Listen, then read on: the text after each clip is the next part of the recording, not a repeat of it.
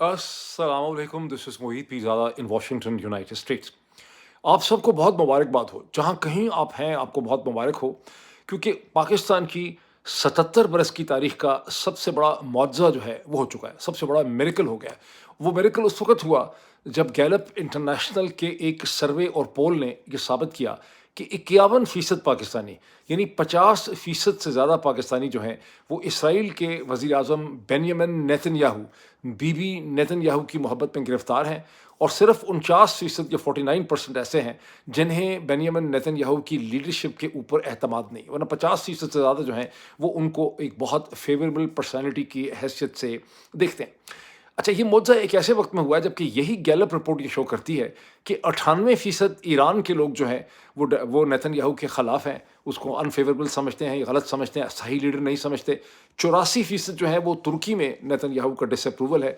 80% उस मुल्क इंडोनेशिया में डिसअप्रूवल है, जहाँ की फ़ौज 7-8 हज़ार जो है वो गाज़ा में सर्व करने के लिए जा रही है, जहाँ के सदर जो हैं प्रबोवो सुबियांतो, वो इसराइल की मोहब्बत में गिरफ्तार है, लेकिन 80% आबादी जो है वो इंडोनेशिया की उसके खिलाफ है। चलिए, मुस्लिम दुनिया को मारें गोली, मुसलमानों के तो दिमाग ही ख़राब है सारे, वो समझते ही नहीं है दुनिया की हकीकतों को।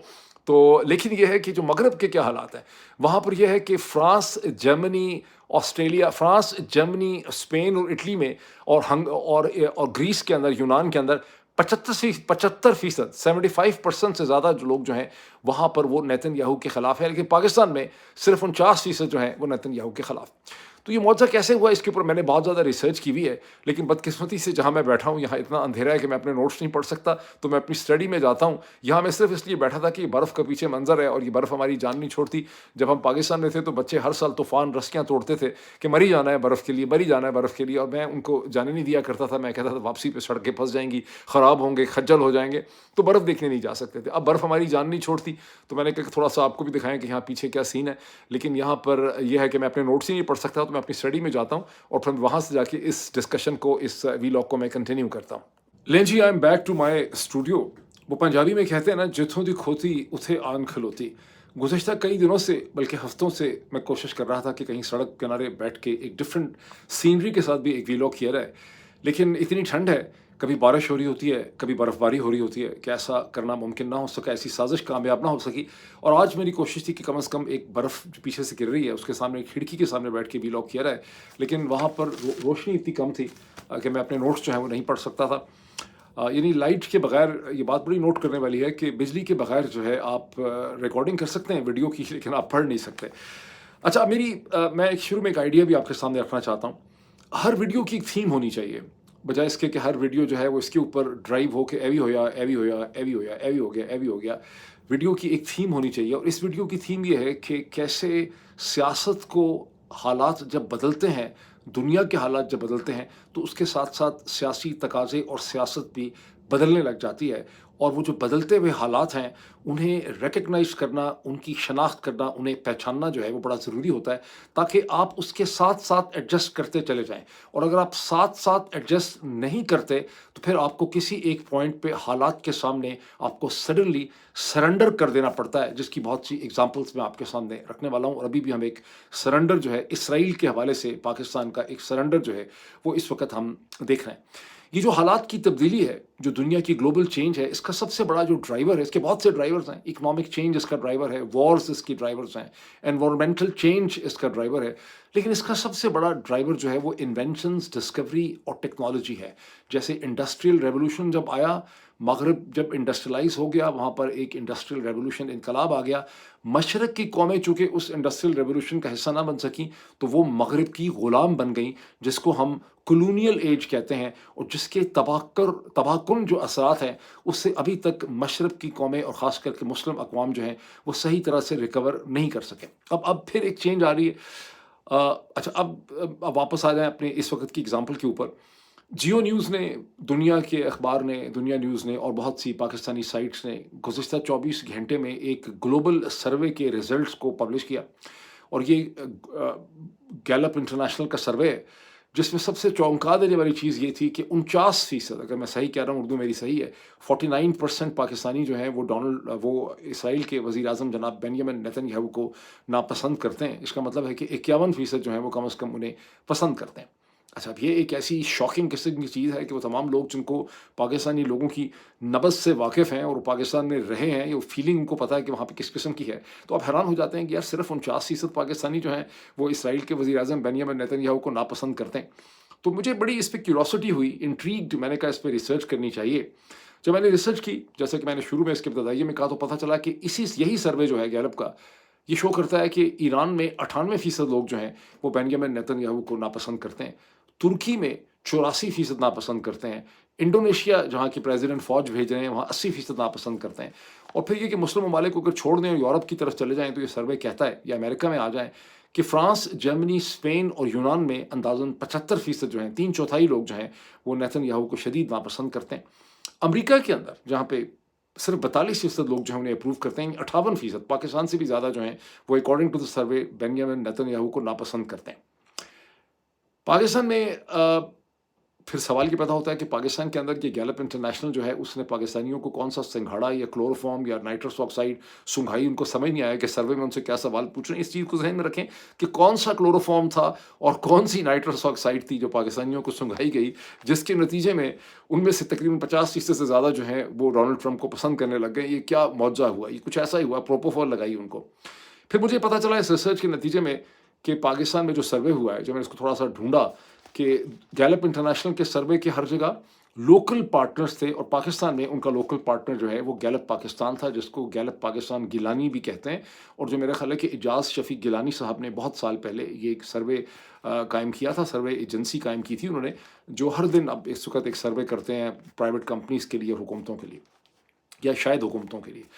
मैंने उनकी साइट को विज़िट किया, तो वहाँ मुझे ये गैलप इंटरनेशनल सर्वे का कोई पाकिस्तानी पार्ट नहीं मिला, इसका कोई वहाँ पे ज़िक्र नहीं है। वहाँ पर एक मैंने सर्वे देखा, जिसमें जो उम्मीद के हवाले से, होप के हवाले से, कि कैसे पाकिस्तानी जो है वहाँ पर पाकिस्तान में मुस्तक़बिल के हवाले से पाकिस्तानी ज़्यादा होपफुल हैं as compare to world average. अगर वर्ल्ड एवरेज 26% या 30% है, तो 52% पाकिस्तानी जो है वो मुस्तक़बिल के हवाले से बड़ी पॉजिटिव ओपिनियन अपनी रखते हैं। बड़ी हैरानगी हुई मुझे।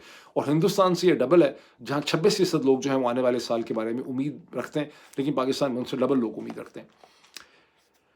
तो चूँकि मुझे यहाँ पर नहीं कुछ मिल सका इस सर्वे के हवाले से, नेतन्याहू के हवाले से, तो मुझे इंटरनेशनल रिपोर्ट्स के ऊपर और एआई जो हैं, आर्टिफिशियल इंटेलिजेंस के जो क्वेश्चंस होते हैं, उसी पे मुझे रिलाय करना पड़ा। जीमेल यानी गूगल एआई के ऊपर मैंने रिलाय किया, और मुझे पता चला कि जो सर्वे था, इसके 4 किस्म के सवालात इस सर्वे में पूछे गए। एक ये था पर्सनैलिटीज़ के हवाले से कि वेरी फ़ेवरेबल, दूसरा ये था फ़ेवरेबल, तीसरा था अनफ़ेवरेबल, और चौथा वेरी अनफ़ेवरेबल। मतलब एक्सट्रीम उसमें सवाल था। और जिस्ट ये थी कि नेतन्याहू से फॉर इंस्टेंस ये कि उनको एक डिसीजन मेकर की हैसियत से आप उन पे कितना ट्रस्ट कर सकते हैं, ये बुनियादी जिस्ट थी इन क्वेश्चंस की। और मेथड जो पाकिस्तान में अडॉप्ट किया गया, जो मुझे पता चला फ्रॉम दी रिपोर्ट्स जो छपी हैं, कि KITI, computerise added telephone interviews जो हैं, वो किए गए, और पाकिस्तान में कोई 1000 के करीब ऐसे इंटरव्यूज़ जो हैं, वो गैलप पाकिस्तान ने किए। मैंने सोचा हम भी अपना एक इस पे ट्विटर का सर्वे कर लेते हैं। तो मैंने अपने ट्विटर के ऊपर ये क्वेश्चन डाला, जहाँ मैंने लोगों को 3 किस्म की ऑप्शंस दी कि आप बेंयामिन नेतन्याहू जो हैं, उन्हें पसंद करते हैं। उर्दू में मैंने किया ताकि पाकिस्तानी ही उसको पढ़ें, कि आप उनको पसंद करते हैं, बेंयामिन, इसराइल के वज़ीर-ए-आज़म बेंयामिन नेतन्याहू को पसंद करते हैं। दूसरी ऑप्शन थी नापसंद करते हैं। तीसरी ऑप्शन थी कि आप उन पे लानत भेजते हैं, जो मेरा ख़्याल था कि पाकिस्तानियों की फीलिंग होगी। तो 2% लोग जो हैं, मुझे जो जवाब, अच्छा पहले, इससे पहले मैं आपको बताऊँ कि मेरा ट्विटर बेचारा जो है, उसको बहुत स्लो कर दिया गया है, उसकी रीच और विजिबिलिटी को बहुत कम कर दिया गया है। पहले मेरे सर्वे जो थे, वो 1 घंटे में 10,000 उसमें वोट पड़ा करते थे। अभी सूरत हाल ये थी कि तकरीबन घंटे के बाद जब मैंने उसको देखा, 40-50 मिनट के बाद, तो कोई 2000-2100 उसमें वोट पड़ा था, और तकरीबन 2 घंटे में भी सिर्फ 2700 पड़ा था। वो ये कि भाई लोगों को पता चल गया कि इस किस्म का सर्वे है, और उन्होंने अपने बटन दबाए, या पीटीआई ने कुछ किया, और उसकी रीच जो है वो बिल्कुल ख़त्म हो गई। ये एक अलग कहानी है, इसकी फिर बात करेंगे। बहरहाल, अब इस वक्त जो मैंने आखिरी दफ़ा उसको देखा, तो 2700 के करीब वोट पड़े थे। उसमें से 2% जो सारे के सारे ISI के टाउट्स होंगे, उनका ख्याल है 2% लोग जो हैं वो बेंयामिन नेतन्याहू को पसंद करते हैं, 4% नापसंद करते हैं। ये भी मुझे 2 नंबर लग रहे हैं। और 94% ने वोट किया है कि हम लानत भेजते हैं बेंयामिन नेतन्याहू पे, जो मैं समझता हूँ कि पाकिस्तानियों की असल फीलिंग है। लेकिन एक वहाँ बड़ा इंटरेस्टिंग कमेंट मैंने देखा, जो सारी के सारे मामले को एक्सप्लेन कर देता है। ये देखें, इसको कहते हैं रिसर्च करना, चीज़ें अनरेवल हो गई। और ये ट्विटर हैंडल है जिसका नाम है, टाइटल है इस ट्विटर हैंडल का, फेथ ओवर फियर। اور یہ رن کرتی ہیں، یہ ہے بیسکلی عطیہ شفق صاحبہ کوئی ہیں، عطیہ شفق کا یہ ہے۔ عطیہ شفق نے یہ لکھا کہ یہ اس سروے میں مجھ سے بھی سوال پوچھا گیا تھا، کہیں انہوں نے کویسچن عطیہ سروے بھی عطیہ جو شفق ہیں ان کو بھی کال آ گئی، انہوں نے کہا لیکن مجھے جو ووٹ کرنے کے لیے کہا گیا اس میں 4 آپشنز مجھے دی گئیں، یہ آپشن بڑی انٹرسٹنگ ہے۔ مجھے کہا گیا کہ اگر آپ کو ووٹ کرنا ہو، آپ کو ڈیسیجن میکنگ پہ ٹرسٹ کرنا ہو، ووٹ کرنا ہو، تو آپ کس کے لیے ووٹ ڈالیں گے as a leader? Nawaz Sharif کے لیے، آ، آ، نواز شریف کے لیے ڈالیں گے یا بلاول بھٹو کے لیے ڈالیں گے؟ سوری، نواز شریف کے لیے ووٹ ڈالیں گی آپ، بلاول بھٹو کے لیے، جنرل عاصم منیر کے لیے، یا بنیامین نیتن یاہو کے لیے؟ اور عطیہ شفق یہ کہتی ہیں کہ میں نے یہ سوچا کہ یہ سارے تو قوم کے غدار ہیں، کم از کم بنیامین نیتن یاہو جو ہے وہ اپنی قوم کا غدار نہیں ہے، وہ جو کچھ بھی کرتا ہے وہ اپنی قوم کے فیور میں کرتا ہے، تو میں نے اپنا ووٹ جو ہے وہ بنیامین نیتن یاہو کو ڈال دیا۔ اس سے آپ اندازہ لگائیں کہ پاکستان کی اسٹیبلشمنٹ کے جن کے ساتھ مل کے گیلپ پاکستان کا سروے پاکستان میں کروایا گیا ہے، ان کے کتنے زیادہ اس وقت ڈیسپریشن ہے، ان کے کتنے برے حالات ہو چکے ہیں، یہ کتنی کوشش اور کتنی ایفرٹ کر رہے ہیں ایک بیانیہ یا نیریٹو شیپ کرنے کے لیے اسرائیل کے حوالے سے، غزہ کے حوالے سے، اور یہ کتنی کوشش کر رہے ہوں گے ہم سب کی آواز کو دبانے کے لیے ٹویٹر کے اوپر، یوٹیوب کے اوپر، فیس بک کے اوپر، ٹک ٹاک کے اوپر۔ یہ ان کے اس وقت کے حالات، یہ اس سے آپ کو ان کا پتہ چلتا ہے۔ اور اس سے یہ بھی آپ کو پتہ چلتا ہے کہ گیلپ پاکستان کے اعجاز شفیق گیلانی صاحب، پتہ نہیں اب وہ ہیں ان کے صاحبزادے اس کو رن کرتے ہیں، وہ بیچارے جو ہیں وہ کس قسم کی ہر قسم کا کام کرنے کے لیے تیار ہیں، اور کتنا وہ لوگوں کو مسلیڈ کر رہے ہیں، اور کتنی ایک کریڈیبلٹی ہے گیلپ پاکستان کی۔ کیونکہ میں نے ان کا جو دوسرا سروے دیکھا وہ ہوپ کے حوالے سے، میں نے آپ کو بتایا کہ پاکستانی جو ہیں دنیا سے پاکستانیوں کی ایوریج بہت بہتر ہے، پاکستانی بہت زیادہ امید افزا ہے فیوچر کے حوالے سے۔ دیکھ کمال نہیں ہو گیا؟ مجھے یہ سارا کچھ دیکھ کے پاکستان ٹیلی ویژن پی ٹی وی کے جب اچھے دن ہوتے تھے تو مجھے ان کا ایک ڈرامہ نظر آیا، بڑا ایک بھرپور شاندار ڈرامہ تھا، آپ میں سے بہت سے لوگوں نے دیکھا ہوگا، جس میں راحت کاظمی ایک young A S P police ہوتے ہیں، اور وہ بلوچستان کے کسی علاقے میں جہاں ڈرگس کی اسمگلنگ ہو رہی ہوتی ہے، ہیروئن کی اسمگلنگ کے خلاف پولیس اسٹرگل کر رہی ہوتی ہے، اور اس ڈرامے کا نام تھا رگوں تلے اندھیرا۔ رگوں تلے اندھیرا، ایف آئی کریکٹلی ریمبر، لیکن راحت کاظمی اس میں ایک اے ایس پی ہوتے ہیں، یا وہ بہت خوبصورت ڈرامہ تھا، اور اس میں بتاتے ہیں کہ جھوٹ کتنا ہے، منافقت کتنی ہے، کرپشن کتنی ہے۔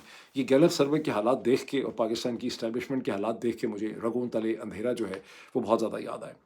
اس سے آپ کو پتہ چلتا ہے کہ ان کی ڈیسپریشن کتنی ہے اسرائیل کے حوالے سے، اور کیوں ہے ان کی ڈیسپریشن۔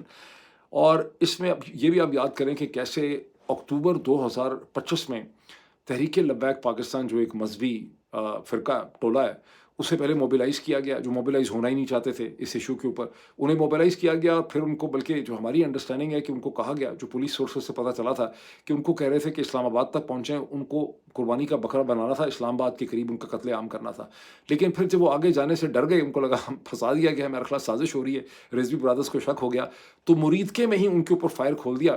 سرکاری تو ابھی تک حکومت کا کہنا ہے کہ 3-4 لوگ ہی اس میں جاں بحق ہوئے، لیکن پرائیویٹلی لوگ سمجھتے ہیں کہ درجنوں، کچھ لوگ کہتے ہیں سینکڑوں لوگ جو ہیں وہاں پہ ہلاک ہوئے۔ تو یہ ان کی ایک ڈیسپریشن ہے، اور اس ڈیسپریشن کے پیچھے یہ ہے کہ یہ لگتا یہ ہے کہ یہ ڈونلڈ ٹرمپ کے ساتھ کمٹ کر بیٹھے ہیں، اسرائیل کو ریکگنائز کرنا یا اسرائیل کو سیریسلی انگیج کرنا، یہ اس پروسیس کا ان کو حصہ بن رہا ہے، اور اب یہ اس ڈیسپریشن کے اندر یہ ایک پبلک اوپینین کو شیپ کرنے کی کوشش کر رہے ہیں۔ اور اگر آپ دیکھیں کہ 3-4 دن پہلے جو آپ نے دیکھا کہ کیسے واشنگٹن میں ڈونلڈ ٹرمپ بہت ہی محبت سے پاکستان کے موجودہ فارم 47 کے وزیر اعظم شہباز شریف کو انہوں نے ایک ڈبو کے طور پہ یا ایک ٹیڈی بیئر کے طور پہ ان کو نے ہاتھ لگایا کہ آپ میرے قریب آ جا، وہ والی جو سچویشن آپ نے دیکھی، وہاں پہ آپ کو سمجھ آتا ہے کہ یہ کتنے بری طرح سے پھنسے ہوئے ہیں، اور ڈونلڈ ٹرمپ کیسے ان کی ایک جملہ بول کے کہ میرے شاندار field marshal, my favourite field marshal, my favourite prime minister, ان سے ان کو کوئی کام لینا ہے، کوئی بڑا کام لینا ہے۔ اچھا، آپ ذہن میں رکھیے ایک بڑی انٹرسٹنگ چیز ہے کہ گزشتہ چند مہینوں میں آپ نے دیکھا کہ 1 درجن سے زیادہ دفعہ امریکہ کے صدر ڈونلڈ ٹرمپ نے فیلڈ مارشل عاصم منیر صاحب کی تعریف بھی کر دی، شہباز شریف کی بھی تعریف کر دی۔ کبھی آپ نے سنا کہ اور ہمیشہ وہی کہتے ہیں کہ بڑے زبردست ہیں، انہوں نے، میں نے یہ مانتے ہیں کہ میں نے جنگ بندی کرائی، میں نے 250 ملین لوگوں کے میں نے جو ہے مر جانا تھا، میں نے ان کی جان بچا لی وغیرہ وغیرہ، میں نے ساؤتھ ایشیا کو بچا لیا، یہ شہباز شریف صاحب نے اس دفعہ کہا۔ آپ نے کبھی یہ سنا ہے کہ ڈونلڈ ٹرمپ نے یہ کہا ہو کہ مجھے احساس ہے کہ ہندوستان نے پاکستان کا پانی بند کیا ہوا ہے، یہ ایک جھگڑا ہے، میں بہت جلدی میں مارکو روبیو کو کہہ رہا ہوں کہ اس کا ہم نے حل نکالنا ہے، یا میں ہندوستان پاکستان میں ایک انگیجمنٹ کرواؤں گا، میں چاہتا ہوں وہاں پہ امن ہو، یا انہوں نے یہ کہا ہو کہ پاکستانی امریکن ڈائسپورا میں سمجھتا ہوں بڑا امپورٹنٹ ہے، یہ دونوں ملکوں کے درمیان ریلیشن شپ میں اس کا بڑا رول ہے۔ کسی نے ٹویٹر کے اوپر یہ ثابت کرنے کے لیے کہ پاکستان کے جرنیل جو ہیں وہ تو ہمیشہ سے امریکہ کے ایجنٹ رہے ہیں، کسی نے ایک ویڈیو ٹویٹر کے اوپر ریلیز کی ہوئی تھی جس میں سب سے اوپر जनरल ज़ियाउल हक थे जो डोनाल्ड ट्रंप के साथ एक टोस्ट कर रहे हैं, बाकायदा एक शैम्पेन जो है वो सर्व की जा रही है, और ऐसा लग रहा है कि जनरल ज़िया भी वो शैम्पेन कम से कम एक घूंट उन्होंने उसका लिया। और लेकिन अच्छा, फिर दूसरा था जनरल मुशर्रफ के साथ किस तरह से वो सदर बुश के साथ बैठे हुए हैं, और तीसरे अभी वाले हालात थे शहबाज शरीफ वाले। वो जो दोनों पहले वाली वीडियोस थी जिसमें वीडियो पोस्ट करने वाले का हरगिज़ ये मकसद नहीं था, जो मैंने उसमें चीज़ देखी वो ये थी कि हर दफ़ा पाकिस्तान के लोगों की बात की गई। जनरल ज़ियाउल हक ने दोनों कौमों के दरमियान लोगों की बात की, रोनाल्ड रेगन ने भी दोनों लोगों के दरमियान रिलेशनशिप की बात की। जब मुशर्रफ वहाँ बैठे हुए थे तो दोनों मुल्कों और दोनों लोगों की बात हुई। अब इस वक्त लोगों की कोई बात नहीं हो रही, मुल्कों की कोई बात नहीं हो रही। इस वक्त जब भी डोनाल्ड ट्रंप बात करते हैं, वो फील्ड मार्शल की बात करते हैं, शहबाज शरीफ की बात करते हैं, इनकी बहादुरी की बात करते हैं, और ये कहते हैं कि ये एक्नॉलेज करते हैं कि मैं कितना बड़ा पीस मेकर हूँ। पाकिस्तान की कोई बात नहीं। पाकिस्तान के हालात ये हैं कि अब डोनाल्ड ट्रंप की हुकूमत आए हुए अब 1 साल से ज़्यादा हो गया है, अभी तक पाकिस्तान के अंदर अमेरिका का एम्बेसडर नहीं है। एक बहुत ही नौजवान, मेरा ख्याल 30-32 बरस की जो एक चार्ज डी अफेयर्स हैं, उनको एलिवेट किया हुआ है और वो एम्बेसडर का रोल वहाँ पे प्ले कर रही हैं। इतनी एक टोटल इंपॉर्टेंस है पाकिस्तान की डोनाल्ड ट्रंप की इंतज़ामिया के लिए, ये किसी ने पॉइंट कभी नोट ही नहीं किया। बहरहाल आगे चलते हैं। ये जो सारी कहानी मैंने आपको सुनाई है सर्वे की, गैलप की, इससे कंक्लूजन हम क्या निकालते हैं फ्यूचर के हवाले से। जैसे मैंने शुरू में इसमें कहा कि इसकी थीम ये है कि आपको मुस्तकबिल के चैलेंजेस को एनविजन करना होता है। 2018-19 का मैं आपको वाक़या फिर सुनाता हूँ। प्राइम मिनिस्टर थे इमरान खान। पहली मीडिया की मीटिंग हुई, मेरा ख्याल 2000 दिसंबर की बात है या 2019 की जनवरी की बात है, और 40 लोग वहाँ पे टेलीविज़न एंकर मौजूद थे, सारे के सारे कोई भी ऐसा नहीं था, शायद मेरा ख्याल सिर्फ तलत साहब वहाँ नहीं थे। तो मेरे सामने हामिद मीर साहब बैठे हुए थे और बिल्कुल सामने मेरे प्राइम मिनिस्टर इमरान खान जो हैं वो बैठे हुए थे। मैंने प्राइम मिनिस्टर इमरान खान से पूछा, मैंने उनसे सवाल पूछा कि आपकी हुकूमत ने ये देखा होगा कि जो हमारे अरब एलाइज हैं, सऊदी अरब, मुत्तहिदा अरब इमारात, कतर वगैरह, ख़ास करके मुत्तहिदा अरब इमारात और सऊदी अरब, जिनसे हमारा बहुत ही गहरा ताल्लुक़ है और इकनॉमिक इंटरडिपेंडेंस है। ये सब चीज़ें मैंने नहीं कही, लेकिन मेरा मतलब था कि वो बहुत तेज़ी से इसराइल से अपने रिलेशनशिप को इम्प्रूव कर रहे हैं और उसको एम्ब्रेस कर रहे हैं। इसको आपकी हुकूमत देख रही है, आपकी हुकूमत का इसके ऊपर क्या पर्सपेक्टिव है या आपने इसके हवाले से क्या सोचा? तो इससे पहले कि प्राइम मिनिस्टर इमरान खान कोई जवाब इसका देते, हामिद मीर साहब जो मेरे लेफ़्ट साइड पे बैठे हुए थे, वो आग भगोला हो गए। ऐसा लगता था फट ही जाएंगे, सुसाइड बॉम्बर में कन्वर्ट हो जाएंगे। उन्होंने गुस्से से इमरान खान की तरफ देखा, गुस्से से मेरी तरफ देखा, गुस्से से सब लोगों की तरफ देखा। अगर मेरे पास वो वीडियो होती तो मैं दिखाता, तो वो टिकटॉक की सबसे बेहतर वीडियो होती। झाग उड़ रही थी हामिद मीर साहब की। हामिद मीर साहब ने कहा कि कायद आज़म ने कह दिया था कि हमारा इनसे कोई रिलेशनशिप नहीं होगा, हमें कभी रिकग्नाइज़ नहीं कर। अच्छा, रिकग्नाइज़ वगैरह की तो कोई बात ही वहाँ पे नहीं हो रही थी, एक एंगेजमेंट की बात हो रही थी, लेकिन हामिद मीर साहब ने अस्यूम किया कि मैं शायद कह रहा हूँ कि रिकग्निशन हो जाए या इमरान खान कोई साजिश करने लगे हैं रिकग्निशन की। और उन्होंने कहा कि जनाब अगर आपकी हुकूमत ऐसी कोई चीज़ करेगी तो ये तो बाबा कौम ने कहा था कि कोई ताल्लुक़ नहीं होगा, तो मैं तो आपकी हुकूमत के ख़िलाफ़ ज़ाती तौर पे कैंपेन चलाऊँगा, मैं ये नहीं होने दूँगा। अच्छा, इमरान खान भी सहम गए, उन्होंने कहा कि नहीं, इसराइलियों का कंडक्ट इस किस्म का है, हम उनके साथ कुछ भी वगैरह वगैरह कह के उन्होंने जान छुड़ाई। लेकिन अब मैं सोचता हूँ कि हम अब जो कुछ हो रहा है और जो कुछ जनरल आसिम मुनीर और शहबाज शरीफ कर रहे हैं, तो या तो हामिद मीर साहब हिजरत कर चुके हैं, मुझे नहीं पता हामिद मीर साहब कहाँ हैं। क्या हामिद मीर साहब अपना प्रोग्राम कर रहे हैं या सड़कों पे जो कुछ हो रहा है इसराइल के हवाले से, इसके खिलाफ कोई कैंपेन चला रहे हैं ऐसे रोकने के लिए, मुझे पता नहीं कि क्या कर रहे हैं। लेकिन जो इशू था उस वक्त मेरे सामने, और एज एन ओपिनियन मेकर मैं समझता हूँ, हर ओपिनियन मेकर की जिम्मेदारी है कि आपने मुस्तकबिल के ऊपर एक नज़र रखनी है। तो जो इशू था उसका कोई खाली ताल्लुक ऐसा नहीं था कि इसका ताल्लुक सऊदी अरब की और मुत्तहिदा अरब इमारात की बेट्रेयल से था या उनकी बेगैरती से था या उनकी बेहसी था। इसका ताल्लुक उस बदलती हुई दुनिया से था, उस ग्लोबल चेंज से था, उस बदलते हुए रीजनल हालात से था, जिसे अमेरिका, इज़राइल और मगरब की पॉलिसीज़ ने जो नए तकाज़े पैदा किए, जो नई वो चेंज लेके आए थे, उसी चेंज के अंदर सऊदी अरब, मुत्तहिदा अरब इमारात, कतर, ओमान, बहरीन, ये सब उसी के अंदर मूव कर रहे थे, ये उसको रिएक्ट कर रहे थे, ये उसको रिस्पॉन्ड कर रहे थे। इंटरनेशनल पॉलिटिक्स में और दुनिया के हालात में आप कभी एक मुकाम के ऊपर खड़े नहीं रह सकते, आप स्टैटिक नहीं रहते। बदलते हुए हालात को आपको रिस्पॉन्ड करना होता है, आपको अपनी पोजीशंस को एडजस्ट करना होता है। अगर आप अपनी पोजीशंस को एडजस्ट नहीं करते तो आप धड़ाम करके नीचे जो है वो गिर जाते हैं। ये वो चीज़ थी जो मेरे सामने थी। बहरहाल, और इसकी सबसे बड़ी वजह जैसे मैंने आपको बताई वो टेक्नोलॉजिकल चेंज है, जिसे मैं इस वक्त जो है एक्सप्लेन ना कर सकूं, लेकिन मैं फिर को आने वाले वीलॉग्स में बेहतर तौर पे एक्सप्लेन मैं इसको कर सकूंगा। اب آپ دیکھیں کہ کیا صورتحال ہے. اب فوج نے پاکستان کی اسٹیبلشمنٹ نے اپنے یا قوم کے وسیع تر مفاد میں اسرائیل اور امریکہ کے سامنے مکمل طور پہ سرنڈر کر دیا ہے. ٹوٹل انہوں نے سرنڈر کر دیا ہے. جس طرح سے 1971 میں انہوں نے سرنڈر کر دیا جب 1960s تھرو آؤٹ 1960s جو پولیٹیکل چینج آ رہی تھی فارمر ایسٹ پاکستان میں اور خطے میں، جب اس کو انہوں نے ڈیٹیکٹ نہ کیا، ریکگنائز نہ کیا، اسے رسپونڈ نہ کیا، اسے ایڈجسٹ نہ کیا، تو دھڑام کر کے ایسے حالات پیدا ہو گئے جن کو وہ ہینڈل نہ کر سکے اور ان حالات میں ان کو سرنڈر کرنا پڑ گیا. اور اس کی انہوں نے عجیب عجیب ایکسپلینیشنز بنا لی کہ بھٹو نے یہ کر دیا، فلاں نے یہ کر دیا، ادھر تم ادھر ہم، وغیرہ وغیرہ. لیکن اصل چیز کا کبھی انالیسس نہیں ہوا کہ صورتحال کو سمجھ نہیں سکے آنے والے وقت. اب ہم آ جائیں ادھر جہاں ہم کھڑے ہیں 2026 کے اندر. اس میں 3 ایگزامپلس آپ کے سامنے رکھنا چاہتا ہوں، ایک عمران خان، ایک کراچی اور ایک کشمیر اور ہندوستان. سب سے پہلے اس کو دیکھیں کہ ہفتے کے دن کراچی چلتے ہیں. ہفتے کے دن سندھ کی حکومت نے سندھ کی اسمبلی کے اندر وہاں کے چیف منسٹر جناب مراد علی شاہ صاحب نے ایک قرارداد پیش کی اور اس کو بھاری اکثریت سے منظور کروا لیا گیا. وہ قرارداد یہ کہتی ہے کہ کراچی سندھ کا اٹوٹ اٹنگ ہے، کوئی نیا صوبہ جو ہے وہ سندھ سے نہیں بن سکتا، ہم کوئی نیا صوبہ جو ہے وہ نہیں بننے دیں گے. اس کا بیک گراؤنڈ کیا ہے کہ گزشتہ چند ہفتوں سے متحدہ قومی موومنٹ پاکستان نے دہائی دی ہوئی ہے کہ کراچی کو ایک فیڈرل ٹیریٹری ہونا چاہیے، یہاں کے حالات بہت خراب ہیں. اس کے جواب میں پھر چونکہ سندھ کی جب ریزولوشن آئی تو اتوار کے دن میں متحدہ قومی موومنٹ نے بھی اپنی ایک پریس کانفرنس کی. متحدہ قومی موومنٹ پاکستان ہے جس میں خالد مقبول صدیقی صاحب جو فیڈرل منسٹر بھی ہیں، ان کے ساتھ فاروق ستار صاحب بھی تھے، ان کے ساتھ اور بھی بڑے لوگ تھے، ان کے ساتھ کھڑے ہوئے تھے وہاں پہ.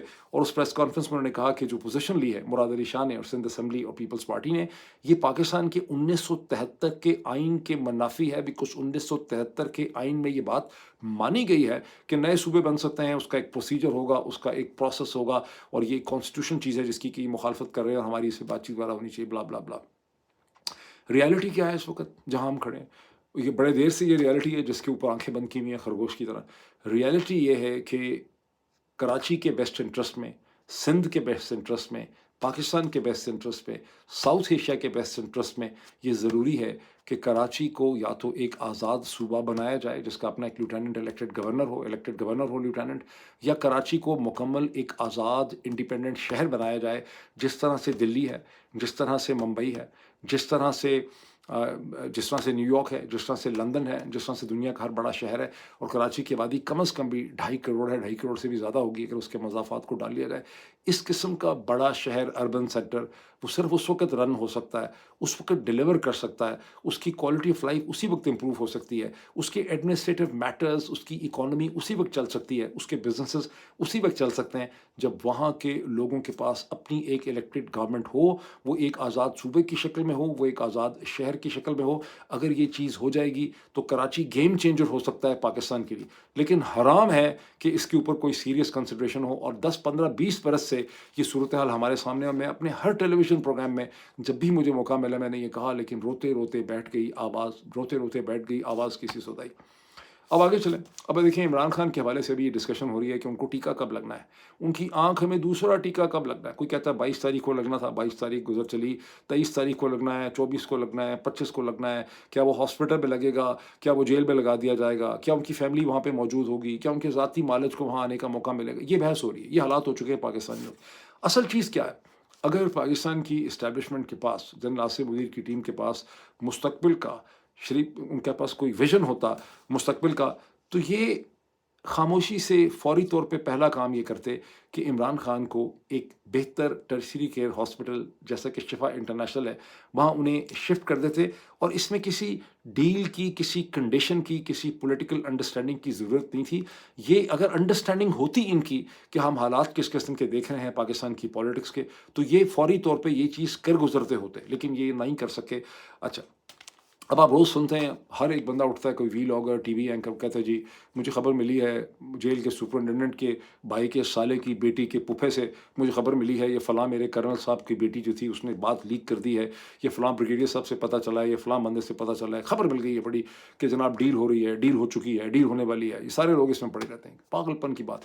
اگر ان میں پاکستان کے جنرل صاحبان کے اندر، with due respect to them, اگر ان کے اندر ڈیل میکنگ کی، ایک افیکٹو پازیٹیو پالیٹکس کرنے کی، سولوشن فائنڈنگ کی، ان میں رتی بھر بھی ان کے اندر کیپیسٹی ہوتی تو یہ کوئی ڈیل کر سکتے. یہ ڈیل کر ہی نہیں سکتے، ورنہ یہاں پر ایک بہت بڑی اللہ की दी हुई अपॉर्चुनिटी थी कि آپ عمران خان کو ہاسپٹل میں شفٹ کر دیں.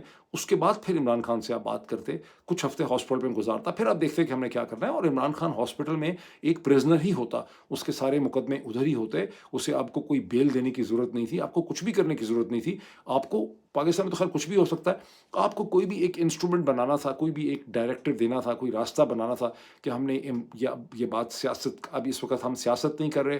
عمران خان کی ہیلتھ کے پیش نظر, چونکہ وہ فارمر پرائم منسٹر پاکستان ہیں, چونکہ وہ بہت بڑی پارٹی کے فاؤنڈر ہیں, ان کے کروڑوں ان کے جو ہیں سپورٹرز ہیں اس ملک میں, دنیا بھر میں, تو ہم اس کو ان ویو آف آل دس ہم ہم اچھا جسٹر کر رہے ہیں, ان کو ہاسپٹل میں شفٹ کر رہے ہیں تاکہ ہم ان کی پراپر کیئر, لیکن نہیں کر سکے. یہ نہیں کر سکے, یہ ان کے اندر ایبلٹی ہی نہیں ہے سرے سے ڈیل میکنگ کی. یہ ساری اس سے اگر آپ ذرا سی ڈاٹ کنیکٹنگ کریں تو آپ کو پتہ چلے گا کہ یہ سارے جو آپ کو لوگ بتا رہے ہوتے ہیں سوشل میڈیا پہ, ٹیلی ویژن کے اوپر, کہ ڈیل میکنگ یہ ہوگی وہ ہوگی, عمران خان نے یہ نہیں کیا. یہاں عمران خان نے کچھ نہیں کرنا تھا. یہ کہتے ہیں کہ عمران خان بڑا ضدی ہے, اس نے یہ بات نہیں مانی وہ بات نہیں. اس سٹیج پہ تو عمران خان کو کچھ نہیں کرنا تھا نا. اس سٹیج پہ تو آپ کو ہیلتھ کنسیڈریشن میں عمران خان کو ہاسپٹل میں شفٹ کرنا تھا, اور یہ نہیں کر سکے, یہ نہیں سمجھ سکے, اور یہ وہ چیز نہیں کر سکے. تو I think I have said enough about this. اگر پاکستان کے جنرل صاحبان کو مستقبل کو سمجھنے کی ایبلٹی ان کے اندر ہوتی, اگر وہ حالات کو انڈرسٹینڈ کر سکتے ہوتے اور اپنی ذاتی چھوٹی چھوٹی پالیٹکس آف ایکسپیڈینسی میں, یہ لوکل ایشوز میں نہ پڑے ہوئے ہوتے, تو جنرل صاحب کے ساتھ جو 1971 میں ہوا وہ نہ ہوتا, بیکاز وہ حالات کے ساتھ پہلے ایڈجسٹ کر رہے ہوتے ہیں مسلسل تھرو آؤٹ 60s. نہ بلوچستان کے یہ حالات ہوتے جو اس وقت ہیں, نہ ارسوائل فاٹا اور کے پی کے یہ حالات ہوتے جو ہیں, نہ ہمارے افغانستان کے اور افغان طالبان کے ساتھ یہ حالات ہوتے جو ہیں, اور نہ پاکستان کی مین اسٹریم پالیٹکس کے یہ حالات ہوتے, نہ میڈیا کے یہ حالات ہوتے جو ہیں, نہ ہم سب ایگزائل میں بیٹھے ہوتے. کیونکہ پاکستان کے جنرل صاحبان جو ہیں ان کے اندر کوئی ڈیل میکنگ ایبلٹی, کوئی فلیکسیبلٹی, کوئی لچک نہیں. ان کا ایک خالصتاً سپاہیانہ قسم کا ذہن ہے, جس میں یا تو آپ کو ڈنڈا پڑے, طاقت آپ سے زیادہ بڑا طاقتور سامنے آ جائے تو آپ سرنڈر کر دیتے ہیں, باقی سب کو آپ کمزور سمجھتے ہیں اور آپ چاہتے ہیں کہ وہ آپ کے سامنے سرنڈر کر دیں. اب اس میں ایک اور ایگزامپل دیکھیں, بڑی خوفناک قسم کی, جس کی کوئی انڈرسٹینڈنگ یا ادراک جو ہے وہ اس وقت پاکستان میں نہیں پایا جاتا. جب 1971 میں ہم نے سرنڈر کر دیا اور ہمارے 90,000 سویلین سمیت پریزنر وار تھے, سارے نہیں تھے سولجرز, تو ہمیں خاصا آنریبل ڈیل ملی شملہ ایکارڈ میں. ہمارے پریزنرز آف وارس کو بہت اچھی طرح سے ٹریٹ کیا گیا. دنیا میں کہیں پر بھی جو پریزنرز آف وار بنے ہیں 20th سینچری میں, کہیں اتنا ہیومن ٹریٹمنٹ نہیں کہ پریزنرز آف وارس کو ملا جتنا ہندوستان نے پاکستانی پریزنرز آف وارس کو دیا. وہ ایک الگ کہانی ہے کیوں دیا انہوں نے. سب سے بڑی بات یہ ہے کہ جو 193 کے اوپر بنگلہ دیش کی حکومت کہتی تھی کہ ان کا ٹرائل ہونا چاہیے, ان کے اوپر فوجی مقدمے چلنے چاہیے انسانی حقوق کی اور لوگوں کو قتل کرنے کے, جینوسائڈ کے, ریپ کے, وہ مقدمے بھی اندرا گاندھی نے نہیں چلنے دیے. انہوں نے بھٹو کی بات اندرا گاندھی نے مان لی. اس میں انڈر لائن ڈیل کیا تھی؟ اس میں انڈر لائن ڈیل یہ تھی کہ ہندوستان اور پاکستان کے درمیان فیوچر کے جتنے بھی مسئلے مسائل ہیں وہ بائیلیٹرل فورم پہ, یعنی کہ کشمیر کو اگر ہم ڈسکس کریں گے, جموں اور کشمیر کو, مقبوضہ جموں اور کشمیر کو, تو ہم اس کو بائیلیٹرلی ڈسکس کریں گے, ہم اس کو اقوام متحدہ کے لیول کے اوپر ڈسکس نہیں کریں. اب اس کو ہم نے کتنا بعد میں فالو کیا, کتنا نہیں فالو کیا, دیٹ از ہسٹری. ابھی کیا سچویشن ہے, وہی جہاں سے میں نے بات شروع کی تھی کہ جو گلوبل چینج کے فیکٹرز ہیں, ٹیکنالوجیکل ہیں, اکنامک ہیں, بدلتے ہوئے حالات ہیں, ڈیموگرافی ہے, پاپولیشن بدل رہی ہے. ہندوستان اس وقت دنیا کی سب سے بڑی پاپولیشن ہے, اس کی اکانومی تیزی سے بڑھ رہی ہے. ہم نے یہ جنگ شنگ کا سارا ڈرامہ ٹرمپ کا ہو گیا, اس کے باوجود بھی آپ نے دیکھا کہ جو پیکس سلیکا بنا ہے, جو سلیکون ویلی کے لیے سپلائی ہے ارتھ میٹلز کی, وہ تو ہندوستان تو اس کا پارٹنر بن گیا ہے, لیکن پاکستان اس کا پارٹنر نہیں بن سکا, باوجود اس کے کہ جنرل صاحب اور شہباز شریف ایک تشتری میں ان کو اپنے ریئر ارتھ میٹل یا ارتھ کے میڈل وغیرہ جو ہے وہ دکھا رہے. یہ جو بدلتے ہوئے حالات ہیں, اس میں ہندوستان کے ساتھ جس قسم کی ہاسٹیلٹی پاکستان میں اس وقت پیدا کی ہوئی ہے, یہ انسسٹینیبل ہے. ضرورت اس چیز کی ہے کہ ان کو ویژن ہو مستقبل کا, اور یہ ایک ڈائلاگ کھولیں. وہ ڈائلاگ ظاہر ہے ہندوستان دینے کو تیار ہی نہیں ہوگا, ان کا بھی دماغ خراب ہے, وہ بھی ایک اس وقت ایک عجیب و غریب قسم کی اسٹیٹ آف مائنڈ کے اندر ہے. لیکن اس ڈائلاگ میں 3-4 ملک آپ کی مدد کر سکتے ہیں, متحدہ عرب امارات, سعودی عرب اور چین. جی بالکل چین, مطلب یہ کامن پرسیپشن ہے کہ چین شاید نہیں چاہتا ہوگا, لیکن چین بھی آپ کی تعلقات بہتر کرنے میں مدد کر سکتا ہے. چین نہیں چاہے گا کہ جس طرح سے آپ نے اپنے آپ کو کارنر میں کھڑا کیا ہوا ہے. یہی مستقبل کی ڈائریکشن ہے. اگر اسے اس سٹیج پہ نہ سمجھا گیا، جس طرح سے ہندوستان نے پانی بند کر کے انہوں نے اعلان کرنے کے بعد انہوں نے دبا دب ڈیمز کے اوپر کام کرنا شروع کر دیا ہے، نہروں کو ڈائیورٹ کرنا شروع کر دیا ہے. جیسے ہم خود الزام لگاتے ہیں کہ ہندوستان کی انوالومنٹ بلوچستان میں ہے، ان کی انوالومنٹ وایا افغان طالبان پاکستان کے فاٹا کے اندر ہے.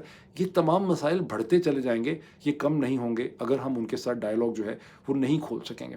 اور بجائے اس کے کہ حالات اتنے خراب ہو جائیں کہ ہمیں کسی عجیب و غریب طریقے سے سرنڈر کرنا پڑ جائے، یہ وقت ہے کہ اپنے فرینڈلی کنٹریز کو، جن کی ہندوستان کے ساتھ بھی تعلقات ہیں، متحدہ عرب امارات، سعودی عرب اور چین، قطر بھی رول پلے کر سکتا ہے، لیکن یہ تین مجھے زیادہ مناسب لگتے ہیں. ڈائلاگ کھلنا چاہیے. ابھی اتنا ہی، پھر آپ سے ملاقات ہوتی ہے.